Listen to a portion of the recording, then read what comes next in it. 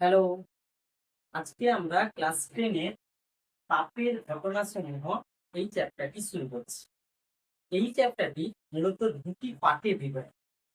First পার্টে রয়েছে তাপীয় প্রসারণ এবং সেকেন্ড পার্টে রয়েছে তাপের পরিবর্তন। ফার্স্ট পার্টে এই তাপীয় প্রসারণ অংশে আমরা কি দেখব? আমরা দেখব যে একটি পদার্থকে আমি তাপ দিচ্ছি এবং তাপ দেওয়ার ফলে ওই পদার্থটি প্রসারিত হচ্ছে এবং সেই সংক্রান্ত কিছু আলোচনা আমরা এই ফার্স্ট পার্টে পাবো। এবং সেকেন্ড পার্টে গিয়ে আমরা দেখব যে কোনো একটি পদার্থের এক স্থান থেকে অন্য স্থানে তাপ পরিবাহিত হচ্ছে এবং সেই সংক্রান্ত কিছু আলোচনা আমরা এই তাপের পরিবহন অংশকে দেখতে পাব। আজকে আমাদের আলোচনা হবে তাপীয় প্রসারণ। তাপীয় প্রসারণ কাকে বলে? কোনো পদার্থকে তাপ দিলে পদার্থ যে প্রসারিত হচ্ছে একেই আমরা বলছি যে কি তাপীয় প্রসারণ। কি বললাম? কোনো পদার্থকে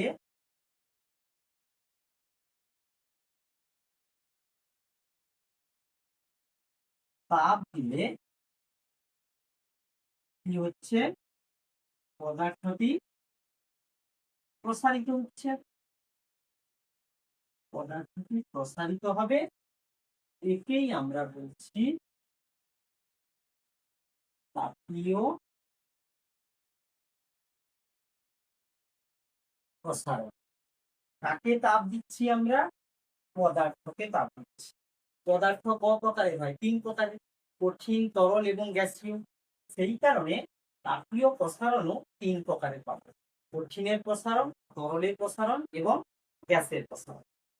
তাহলে তাপীয় প্রসারণ আমরা ক প্রকারের পাচ্ছি? 3 প্রকারের। কঠিনের প্রসারণ, তরলের প্রসারণ এবং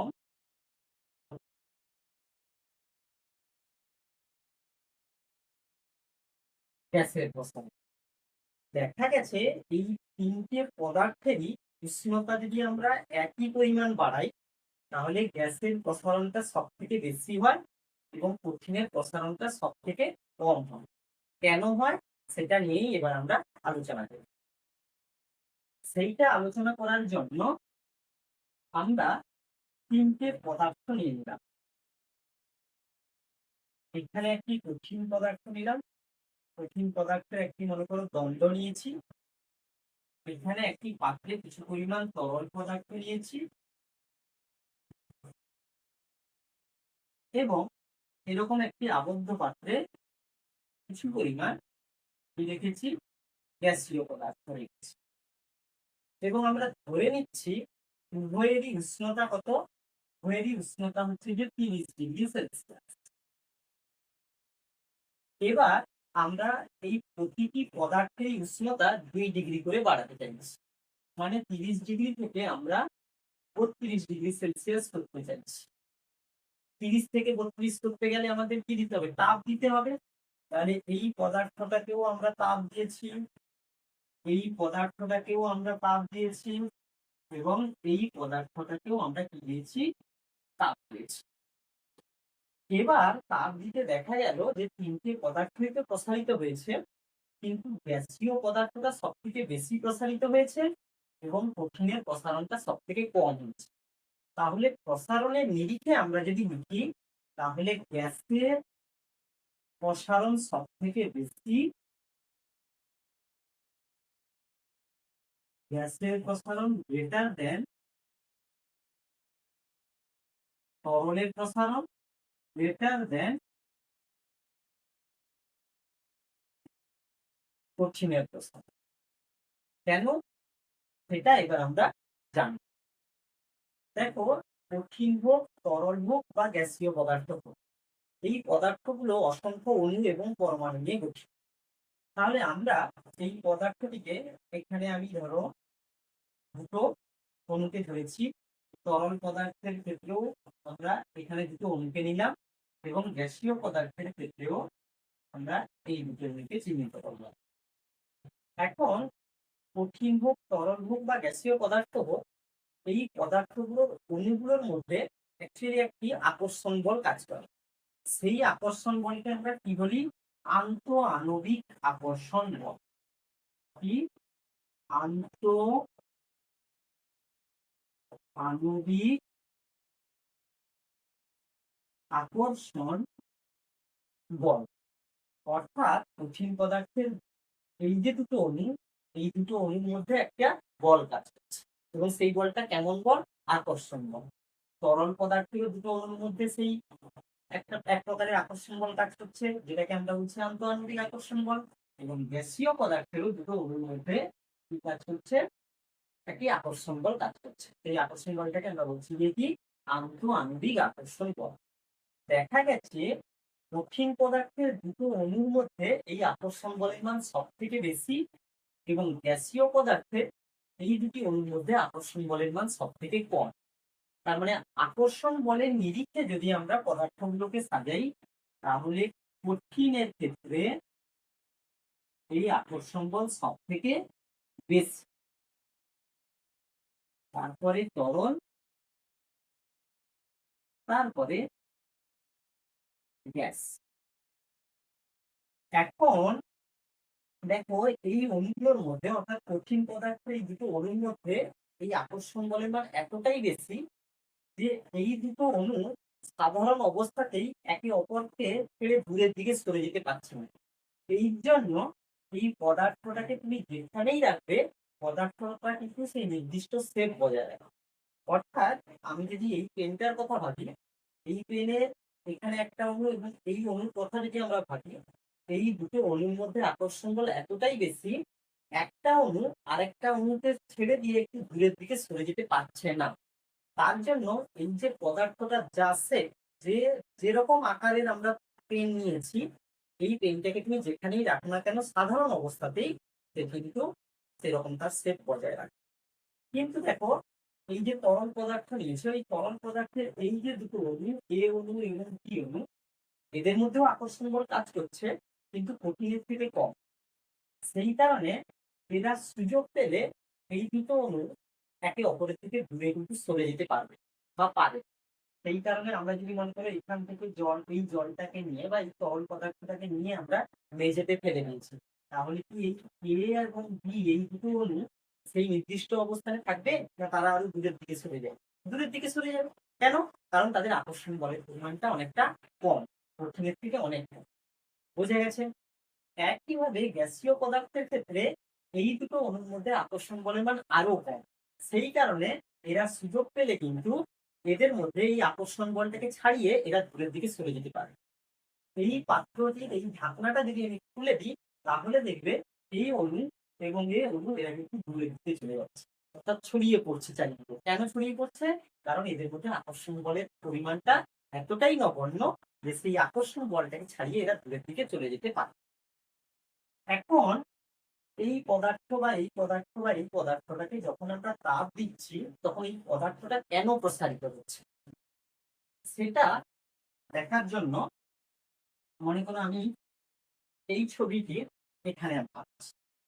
এখানে আমরা তিনটে অণুকে আমরা ধরে নিলাম, একটা এ অণু, একটা বি অণু এবং এখানে একটি সি অণু।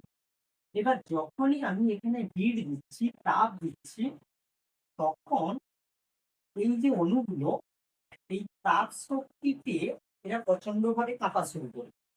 অর্থাৎ তাপ শক্তিটা এক্ষেত্রে কম্পন গতি শক্তিতে রূপান্তরিত করবে এবং এরা কাঁপতে কাঁপতে এদের মধ্যবর্তী যে দূরত্ব, সেই দূরত্বটা বেড়ে যায়। বেড়ে যাওয়ার ফলে এ ও বি এই দুটো অণুর মধ্যে ডিস্টেন্স বেড়ে যায়, আবার এ সি এই দুটো অণুর মধ্যেও ডিস্টেন্স বেড়ে যায়। ডিস্টেন্স বেড়ে যাওয়ার ফলে কিরকম ছবিটা হয়, ওই দ্বন্দ্বটা কেমন হবে দেখো। যে এ অণুটা এখানে ছিল এখানে আছে, বি অণুটা এখানে চলে এসছে, সি অণুটা এখানে চলে এসছে। প্রথমে এই ডিস্টেন্স ছিল, তাপ পাওয়ার ফলে সেই তাপ শক্তি থেকে এই অণুগুলো কম্পন গতি শক্তিতে রূপান্তরিত হয়, ফলে এদের মধ্যে ডিস্টেন্স বেড়ে যায়। আর ডিস্টেন্স বেড়ে গেলে দেখো পদার্থটা এখান থেকে যখন এখানে এলো তখন কি হলো? প্রসারিত হলো। এইভাবে কোনো একটি পদার্থকে যখন আমরা তাপ দেই, তখন পদার্থটি কি হয়? প্রসারিত হয়। বোঝা গেছে? এবার আমরা এখানেও তাপ দিয়েছি, এখানেও তাপ দিয়েছি, এখানেও তাপ দিয়েছি, তাহলে এখানে দুটো মধ্যেও ডিস্টেন্স বাড়বে। এখানে এই দুটো অণুর মধ্যেও ডিস্টেন্স বাড়বে, এখানেও এই দুটো অণুর মধ্যে ডিস্টেন্স বাড়বে। যেহেতু এদের মধ্যে আকর্ষণের পরিমাণ সব থেকে কম, তার মানে এখানে ডিস্টেন্সটা বেশি বাড়বে, এবং এখানে যেহেতু এদের মধ্যে আকর্ষণ পরিমাণ সব থেকে বেশি, এখানে ডিস্টেন্সটা কম বাড়বে। ফলে আমরা যে এখানে 2 ডিগ্রি টেম্পারেচার বাড়িয়েছিলাম, 2 ডিগ্রি বাড়ানোর ফলে গ্যাসের প্রসারণটা হয় বেশি এবং কঠিনের প্রসারণটা হয় কম। বোঝা গেছে? এবার সব জায়গায় যেরকম একটি ব্যতিক্রমী ঘটনা থাকে, এখানেও কিন্তু কিছু ব্যতিক্রমী ঘটনা আমরা লক্ষ্য করব। আমরা কি বললাম? আমরা বললাম একটি পদার্থকে যখন আমি তাপ দিচ্ছি তখন পদার্থটা প্রসারিত হয়। সব পদার্থের ক্ষেত্রেই যে এমন হবে এমন কিন্তু নয়, কিছু ব্যতিক্রমী থাকবে। যেরকম, যেমন হচ্ছে গিয়ে ইনভার। ইনভার হচ্ছে গিয়ে লোহা বা ইস্পাত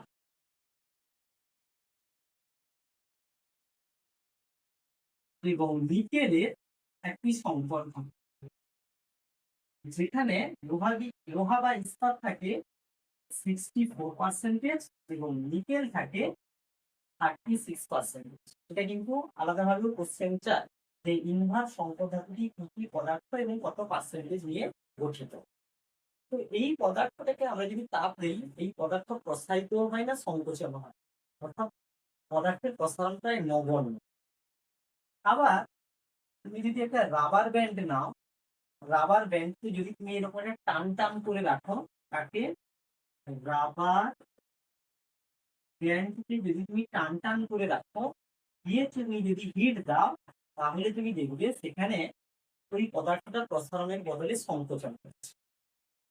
আবার তুমি যদি জল নাও, জলের উষ্ণতা যদি তুমি 0 ডিগ্রি সেলসিয়াস থেকে 4 ডিগ্রি সেলসিয়াস পর্যন্ত বাড়াও, তাহলে দেখবে জল প্রসারিত না হয়ে সংকোচন হচ্ছে। এই ঘটনাটাকে আমরা কি বলি? জলের ব্যতিক্রান্ত প্রসারণ। তোমরা ক্লাস 9-এ পড়েছিলে, যদিও আমাদের এটা এখানকার টপিক নয়। বোঝা গেছে? তাহলে সব জায়গায় যেরকম ব্যতিক্রমী ঘটনা থাকে, এখানেও আমরা কিছু ব্যতিক্রমী ঘটনা লক্ষ্য করলাম। এবার এই যে পদার্থকে তাপ দিলে পদার্থটি প্রসারিত হয়, সেটাকে আমরা আমাদের দৈনন্দিন কাজে ব্যবহার করি এবং দৈনন্দিন কাজে একটি ঘটনা আমরা লক্ষ্য করি। যেমন, যেমন তুমি দেখবে যে রেল লাইনের দুটো পাতের মধ্যে ফাঁক রাখা হয়। কেন? কারণ যখন এই পাতের উপর দিয়ে রেল যায়, তখন চাকার ঘর্ষণের ফলে যে তাপ উৎপন্ন হয়, সেই তাপে এই পাতটি কি হবে? প্রসারিত হবে। এখন সে যদি প্রসারণের জায়গা না পায়, তখন এটাকে যদি আমরা ফাঁক না রেখে আমরা কি করতাম? ঝুঁকে দিতাম, তাহলে কি করতো? সে তো প্রসারিত হতে চাইছে, কিন্তু প্রসারণের জায়গা নেই, ফলে সে কি হতো? বেঁকে যেত। আর বেঁকে যাওয়ার ফলে কি হতো? ট্রেন দুর্ঘটনার সম্ভাবনা থাকে। সেই কারণে যাতে সে প্রসারণের সুযোগ পায়, তার জন্য আমরা দুটো পাতের মাঝখানে দেখেছি গ্যাপ রেখেছি। কিন্তু শহরের ট্রাম লাইনের যে পাত, সেই ট্রাম লাইনের পাতের মধ্যে কিন্তু কোনো গ্যাপ থাকে না। কেন থাকে না? কারণ ট্রাম লাইনের পাতগুলো থাকে মাটিতে। যখন এই পাতের উপর দিয়ে ট্রাম যায়, যে তাপ উৎপন্ন হয়, সেই তাপটা মাটিতে ছড়িয়ে পড়ার সুযোগ থাকে বা ছড়িয়ে পড়ে। ফলে কি হয়? এই পাতটা আর দৈর্ঘ্যে বাড়ার প্রয়োজন থাকে না বা দৈর্ঘ্যে বাড়ে না। সেই জন্য পুরো পাতের মাঝখানে কোনো গ্যাপ নেই। কিন্তু রেল লাইনের যে পাত, সেই পাতগুলো দেখবে মাটি থেকে অনেকটা উপরে থাকে। ফলে সেখানে যে তাপ উৎপন্ন হয়, সেই তাপটা ছড়িয়ে পড়ার সম্ভাবনা মাটিতে থাকে না বা কখনোই ছড়িয়ে পড়ে না। সেই জন্য তারা দৈর্ঘ্যে বাড়ে। আর আমরা যাতে দৈর্ঘ্যে বাড়তে পারি, তার জন্য আমরা দুটো রেল লাইনের পাতের মাঝখানে কি রাখি? গ্যাপ রাখি। বোঝা গেছে? আবার দেখবে কখনো জলের যে কোনো বোতল, কাঁচের বোতল, কাঁচের বোতল যদি আমরা নেই, কাঁচের বোতলের যদি ছিপি আমরা না খুলতে পারি, তাহলে দেখবে আমরা এখানে কি করি? তাপ দিই। এখানে তাপ দিলে কি হবে? এখানে তাপ দিলে দেখা যায় যে এই যে ছিপির প্রসারণ, কাঁচের প্রসারণের থেকে অনেক বেশি হয়ে যায়। ফলে কি হয়? এই ছিপিটি আলগা হয়ে যায়। আর আলগা হলে সহজেই আমরা এই ছিপিটিকে বোতল থেকে কি করতে পারি? খুলে ফেলতে পারি। আবার গরুর গাড়ির চাকায় যখন লোহার বেল পরানো হয়, সেই লোহার বেলের যে ব্যাস সেটা চাকার ব্যাসের থেকে অনেকটা ছোট লাগে। এবার একে আমরা তাপ দিই, তাপ দিলে কি হবে? প্রসারিত হবে। প্রসারিত হলে আমরা এর গায়ে এইভাবে লাগিয়ে দিই। এবার এ যখন ঠান্ডা হবে তখন কি হবে? সংকুচিত হবে। যত সংকোচন ঘটবে তত সে দৃঢ়ভাবে সেই চাকার গায়ে বসতে হবে। এইভাবে আমরা এই যে পদার্থকে তাপ দিয়ে সে প্রসারিত হচ্ছে, সেটা আমরা আমাদের দৈনন্দিন জীবনে আমরা সেটাকে বিভিন্ন কাজে ব্যবহার করি। বোঝা গেছে? এবং আরো একটি গুরুত্বপূর্ণ কাজ আমরা করি, এই তাপ দিলে পদার্থ যে প্রসারিত হয়, এই ঘটনাটাকে আমরা এবার দ্বিধাতব পাত নিয়ে কাজ করি। বোঝা গেছে? চলো, দ্বিধাতব পাত কি আমরা কি করবো এবারে? এবার আমরা করবো দ্বিধাতব পাত। কি করবো? দ্বিধাতব পাত। দেখো নামের মধ্যে লেখা আছে দ্বিধাতব, মানে দুটো ধাতু। তাহলে দ্বিধাতব পাতে আমরা কি করব? দুটো আলাদা আলাদা ধাতু আমরা নিব, ধাতব পাত নিব। দুটো আলাদা আলাদা ধাতব পাত আমরা ধরে নিলাম। একটি আমরা নিয়েছি কি পিতল, আর একটা ধাতব পাত আমরা নিয়েছি ইনভার। এবার এই পিতলটাকে আমরা এইভাবে চিহ্নিত করব। তাহলে দুটো আলাদা আলাদা ধাতব পাত নিয়েছি, কেমন মানের? এই দুটোকে নিতে হবে সমান মানের। সমান মানের কথার অর্থ হচ্ছে গিয়ে এই দুটো পাতের দৈর্ঘ্য, প্রস্থ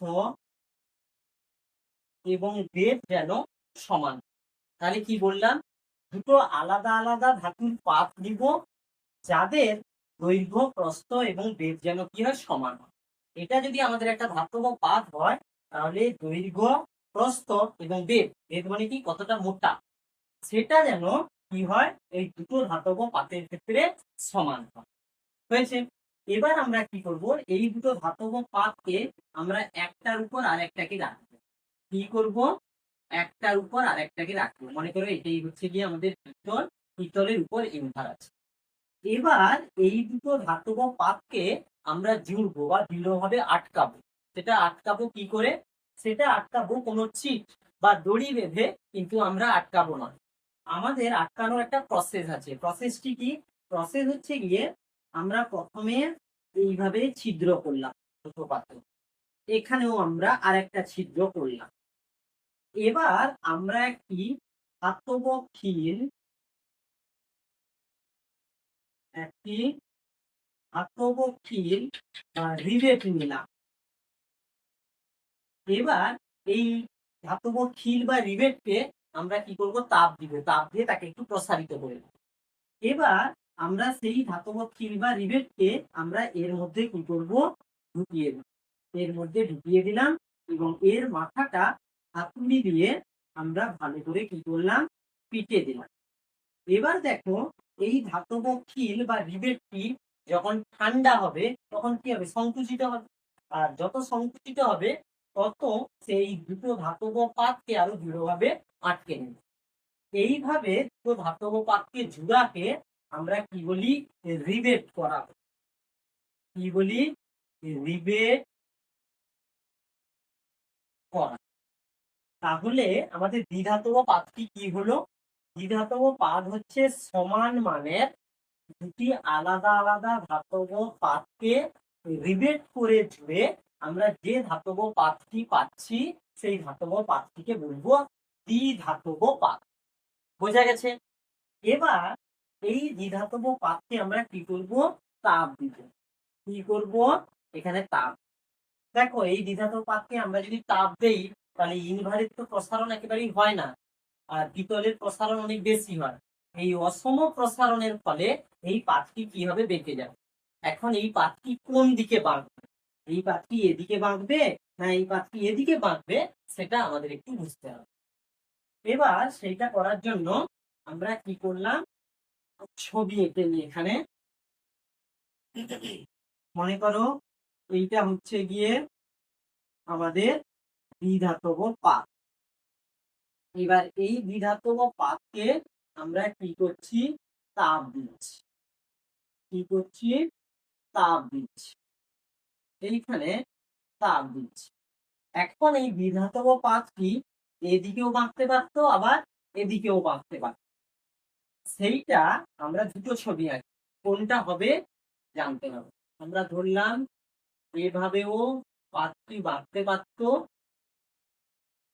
এটা হচ্ছে গিয়ে পিতল, আবার এভাবেও বাঁকতে পারে,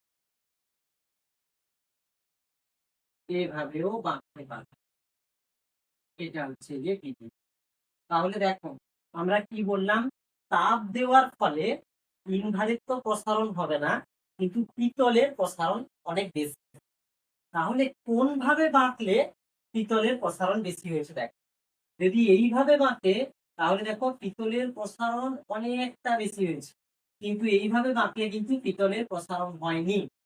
তাহলে আমরা বুঝি তাপ দিচ্ছি, তাপ দেওয়ার ফলে কি হবে, পিতলের প্রসারণ অনেক বেশি হবে। তাহলে বেশি কোনটাই হচ্ছে, এটাই হয়েছে। এটা যেহেতু পিতলের প্রসারণ হচ্ছে না, সেই কারণে এইভাবে বাঁকলাম।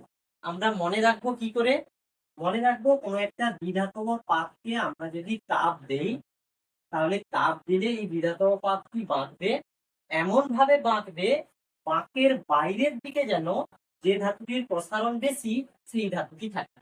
তাহলে এখানে ইনভার আর পিতলের মধ্যে তার প্রসারণ বেশি, পিতলের প্রসারণ, ইনভারের তো প্রসারণ হয় না। সেই কারণে এই ক্ষেত্রে দ্বিধাতব পাতটি এমন ভাবে বাঁকবে যেন বাঁকের বাইরের দিকে কি থাকে, পিতল থাকে। একইভাবে তুমি যদি এই দ্বিধাতব পাত থেকে তাপ বের করে নাও বা এই দ্বিধাতব পাতকে তুমি ঠান্ডা করো, তাহলে কি হবে বলতো, তাহলে দেখো পিতল তো খুব দ্রুত সংকুচিত হবে, কিন্তু ইনভার সংকোচন হবে না। ফলে আবার অসম সংকোচনের ফলে কি হবে, এই পাতটি বাঁকবে। কোন দিকে বাঁকবে, তাহলে দুভাবে বাঁকতে পারতো, এভাবেও বাঁকতে পারতো, এভাবেও বাঁকতে পারতো, আবার এইভাবেও বাঁকতে পারতো,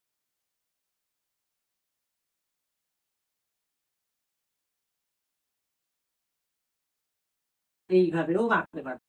তাহলে কোন ভাবে বাঁকতে, দেখো আমি কি বললাম, এখান থেকে তাপ বের করে নিলে পিতলের সংকোচন বেশি হবে। দেখি এটা হলে দেখো পিতলের সংকোচন বেশি হচ্ছে না, এখানে পিতলের দৈর্ঘ্য বেড়ে গেছে, এক্ষেত্রে পিতল সংকুচিত হয়েছে। তার মানে তখন এইভাবে বাঁধবো।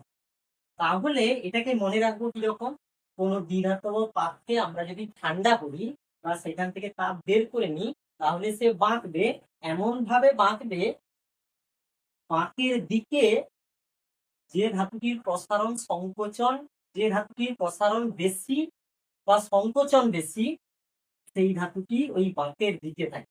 কি বললাম, কোনো দ্বিধাতব পাত থেকে আমি তাপ যদি বের করে নিই, তাহলে কি হবে, এই দ্বিধাতব পাতটি বেঁকেছে, কোন দিকে বাঁকবে, যেই ধাতুটির প্রসারণ বা সংকোচন দুটোই বেশি, সেই ধাতু যেদিকে আছে সেই দিকে বাঁকবে। বোঝা গেছে। এবার আমরা এই দ্বিধাতব পাতকে কোথায় ইউজ করব, একটু দেখে নাও। এই দ্বিধাতব পাতকে আমরা ইউজ করব, আমরা কোথায় কোথায় এর প্রয়োগ দেখতে পাই, বৈদ্যুতিক ইস্ত্রিতে। কোথায়, বৈদ্যুতিক ইস্ত্রি, বৈদ্যুতিক হিটার, এই সমস্ত ক্ষেত্রে আমরা দ্বিধাতব পাতের ব্যবহার দেখতে পাই। আমরা এখানে ফার্স্টে যেটা করবো সেটা হচ্ছে গিয়ে থার্মোস্ট্যাট। থার্মোস্ট্যাট এটা কিন্তু তোমাদের পরীক্ষায় খুব দেয়, বা উষ্ণতা, উষ্ণতা নিয়ন্ত্রক, উষ্ণতা নিয়ন্ত্রক যন্ত্র। অ্যাকচুয়ালি এই বৈদ্যুতিক ইস্ত্রি বা বৈদ্যুতিক হিটারের মধ্যে আমরা একটি দ্বিধাতব পাতকে ব্যবহার, আমাদের বোঝার সুবিধার জন্য আমরা দ্বিধাতব পাতকে এর বাইরে বের করে দেখাচ্ছি। দেখো এরকম একটি দ্বিধাতব পাত নিয়েছি, খেয়াল করো আমি পিতলটাকে কোন দিকে আঁকছি, এই ভেতরের দিকে আঁকছি। এবার এটা হচ্ছে দ্বিধাতব পাতের একটা অংশ। এবার আমরা এর সঙ্গে একটা ব্যাটারি যোগ করলাম, এটাকে অ্যাকচুয়ালি আমরা তড়িৎ উৎস বলবো, এটা আমরা চলতড়িৎ চ্যাপ্টারে জেনেছি। এবার এইটা মনে করো একটি কি না, বৈদ্যুতিক হিটার। ক্লিয়ার। অ্যাকচুয়ালি এই দ্বিধাতম পাতটি কোথায় আছে, এর মধ্যে আছে। বোঝার সুবিধার জন্য আমরা এটাকে বাইরে বের করে নেব। দেখো এখন কারেন্ট ফ্লো হচ্ছে, কারেন্ট যদি ফ্লো হয় তাহলে কি হবে, এখানে তাপ উৎপন্ন হবে। যেই তাপ উৎপন্ন হবে এর মধ্যে থাকা দ্বিধাতম পাতটি কি হবে, বাঁকবে। তাহলে এই দ্বিধাতম পাতটি তাহলে কি হবে, বাঁকবে। এখন এই কোন দিকে বাঁকবে, আমরা বলেছি কোন দ্বিধাতম পাতকে আমরা যদি তাপ দেই তাহলে সে দ্বিধাতম পাতটি কোন দিকে বাঁকবে, না এমন ভাবে বাঁকবে যেন বাঁকের উল্টো দিকে যে ধাতুর প্রসারণটি বেশি হয়েছে সেটা থাকে। তাহলে এই ক্ষেত্রে এটা যদি পিতল হয়, এটা যদি ইনভার হয়, পিতলের প্রসারণ বেশি, সেই কারণে পিতলের বিপরীত দিকে বাঁকবে। মানে এই দ্বিধাতম পাতটি এইভাবে বেঁকে যাবে, এমন ভাবে বাঁকবে যেন বাঁকের বাইরের দিকে কি থাকে, পিতল থাকে। তখন এই ছবিটা কি হবে বল, এই ছবিটা তখন দেখো দ্বিধাতম পাত তো এইভাবে বেঁকে গেছে, এইভাবে দ্বিধাতম পাত বেঁকে গেছে, পিতল এই দেখো এই এটা হচ্ছে গিয়ে বৈদ্যুতিক মিটার। এখন দেখো এই বর্তনীতে কারেন্ট ফ্লো হচ্ছে না কেন, কারণ এখানে সার্কিট কেটে গেছে। তাহলে এবার কি হবে, এটা আস্তে আস্তে একটু ঠান্ডা হবে, যখনই ঠান্ডা হবে এ আবার সোজা হবে, সোজা হতে হতে হতে হতে এটা গিয়ে আস্তে আস্তে করে এর সঙ্গে লেগে যাবে। যখনই লেগে যাবে কিন্তু এই সার্কিটে কারেন্ট ফ্লো হবে এবং আবার এখানে উষ্ণতা বাড়তে থাকবে। তাহলে এইভাবে দ্বিধাতম পাত নিজে থেকে একবার দেখো কারেন্টকে অন করছে, একবার অফ করছে, একবার অন করছে, একবার অফ করছে। তাহলে এখানে দ্বিধাতম পাত কেমন ভাবে কাজ করছে, স্বয়ংক্রিয় সুইচের মতন কাজ করছে। কিরকম কাজ করছে, স্বয়ংক্রিয় সুইচ, স্বয়ংক্রিয় সুইচের মতন কাজ করে দেখো এই যন্ত্রটি বা একটা আবদ্ধ স্থানের উষ্ণতাকে কি করছে, নিয়ন্ত্রণ করছে। তাহলে এই যে দ্বিধাতম পাত স্বয়ংক্রিয় সুইচের মতন কাজ করে কোন একটা নির্দিষ্ট যন্ত্রে বা কোন একটা আবদ্ধ স্থানের উষ্ণতাকে নিয়ন্ত্রণ করছে, একেই আমরা বলছি থার্মোস্ট্যাট বা উষ্ণতা নিয়ন্ত্রক যন্ত্র। বোঝা গেছে? তোমরা দেখবে বাড়িতে তোমরা যখন বৈদ্যুতিক ইস্ত্রি নিয়ে কোনো কিছু আয়রন করবে, কারেন্ট দিয়ে কারেন্ট দিয়ে যখন আমরা অন করব তখন দেখবে ইস্ত্রি করার পর কিছুক্ষণ পরে একা থেকে ওই ইস্ত্রিটি কি হয়ে যাচ্ছে, কারেন্ট অফ হয়ে গেছে, মানে কারেন্ট আর আসছে না। আবার তুমি করতে থাকবে, আবার একা একা কিন্তু কারেন্ট চালু হয়ে যাবে ওই ইস্ত্রি। সেখানেও কিন্তু আমাদের দ্বিধাতম পাত আমরা কি করি, ব্যবহার করছি। বোঝা গেছে? এবার আমরা বড় বড় ঘরে আমাদের আগুন লেগে গেলে অ্যালার্ম একা থেকেই অ্যালার্ম বেজে ওঠে, সেখানেও কিন্তু আমরা দ্বিধাতম পাতকে আমরা ব্যবহার করি। তাহলে এবার আমরা যেটা করব সেটা হচ্ছে যে অগ্নি সংকেত, অগ্নি সংকেত যন্ত্র হিসাবে দ্বিধাতম পাতের ব্যবহার। তাহলে দেখো এক্ষেত্রে কিন্তু তুমি একটু খেয়াল করো, পিতলটাকে আমরা কোন দিকে রেখেছি, বাইরের দিকে রেখেছি। প্রথম অবস্থায় পিতলের এইটুকু অংশ, সরি দ্বিধাতম পাতের এইটুকু অংশ একটা বেরিয়ে আছে, এটা হচ্ছে গিয়ে কারেন্টের অংশ। দেখো এখানে আমাদের একটা অ্যালার্ম লাগানো আছে। এখন এই অবস্থায় কিন্তু বর্তনীতে কারেন্ট ফ্লো করছে না কেন, কারণ এখানে সার্কিট কাটা রয়েছে। কোনো কারণে যদি ওই ঘরের মধ্যে আগুন লেগে যায় তাহলে কি হবে, প্রচুর পরিমাণে তাপ উৎপন্ন হবে। সেই তাপ উৎপন্ন হওয়ার ফলে এ বাঁকবে, এ এখন কোন দিকে বাঁকবে গো, পিতল আর ইন্ধারের মধ্যে পিতলের যেহেতু প্রসারণ বেশি, তাহলে এমন ভাবে বাঁকবে বাঁকের উল্টো দিকে পিতল থাকবে, তার মানে এইভাবে বাঁকবে। যখনই এইভাবে বাঁকবে এর সঙ্গে টাচ করে যাবে, টাচ করে গেলে দেখো কারেন্ট ফ্লো হচ্ছে, তখন কিন্তু অ্যালার্ম বাজছে। ফলে মানুষ জানতে পেরে যাচ্ছে যে ঘরের মধ্যে কি হয়েছে, আগুন লেগে যাচ্ছে। তাহলে দুর্ঘটনার হাত থেকে আমরা রক্ষা পাই। তাহলে এখানেও আমরা দ্বিধাতম পাতকে অগ্নি সংকেত যন্ত্র হিসাবে আমরা ব্যবহার করছি। আবার ভুলেও কোনো কারণে প্রথম থেকেই তুমি সার্কিট জুড়ে যাবে না, সার্কিট জুড়ে রাখবে না। প্রথম থেকেই তুমি যদি সার্কিট জুড়ে রাখো তাহলে প্রথম থেকেই কারেন্ট ফ্লো হচ্ছে, সবসময় অ্যালার্ম বাজতে থাকবে, মানুষ ভাববে সবসময় আগুন লেগে আছে। তার মানে এটা যখন তৈরি করবে তখন কিন্তু একটু খেয়াল রাখবে, ফিজিক্স পড়ে তবেই তৈরি করবে, না পড়ে নয়। কিন্তু আজকে এতটা পর্যন্ত, নেক্সট ক্লাসে আবার দেখা হচ্ছে।